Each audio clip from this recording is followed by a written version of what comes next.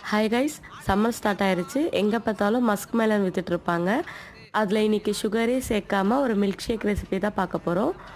பழத்தை இந்த மாதிரி ரெண்டாக கட் பண்ணிவிட்டு உள்ளே இருக்க சீட்ஸ்லாம் இந்த மாதிரி ஸ்கூப் பண்ணி எடுத்துருங்க. அண்ட் ஃப்ளஷுமே இந்த மாதிரி ஸ்கூப் பண்ணாலே ஈஸியாக வந்துடும். இந்த மாதிரி ஸ்கூப் பண்ணி எல்லா பழத்தையும் தனியாக எடுத்து வச்சுக்கலாம். 6லேருந்து 7 பேரிச்சம்பழத்தை சூடான பாலில் 2 ஹவர் ஊற வச்சுருக்கேன். அதை அரைச்சி தனியாக எடுத்துக்கலாம். ஜாரில் ஒரு வாழைப்பழம், கட் பண்ணி வச்சுருக்க மஸ்க் மெலன், இந்த டேட்ஸ் மிக்சர் ஊற்றி நல்லா அரைச்சி எடுத்துட்டு ஒரு 50 ml போல் பால் ஊற்றி நல்லா அரைச்சி எடுத்து தனியாக வச்சுக்கோங்க. பாதாம் பிசின் ரெடி பண்ணுறதுக்கு 2லேருந்து 3 க்யூப் மட்டும் பவுலில் போட்டு தண்ணி ஊற்றி ஓவர் நைட் சோக் பண்ணி வச்சுட்டிங்கன்னா மார்னிங் எடுத்து பார்த்தா இந்த மாதிரி அழகாக ரெடி ஆகிடும். சர்விங் கிளாஸில் 2 ஸ்பூன் அளவுக்கு பாதாம் பிசின் ரெடி பண்ணி வச்சுருக்க மஸ்க் மெலன் மில்க் ஷேக் ஊற்றி சில்லுன்னு சர்வ் பண்ணிங்கன்னா ரிஃப்ரெஷிங்காகவும் ஹெல்த்தியாகவும் நம்ம musk melon milk shake ready ஆகிடுங்க.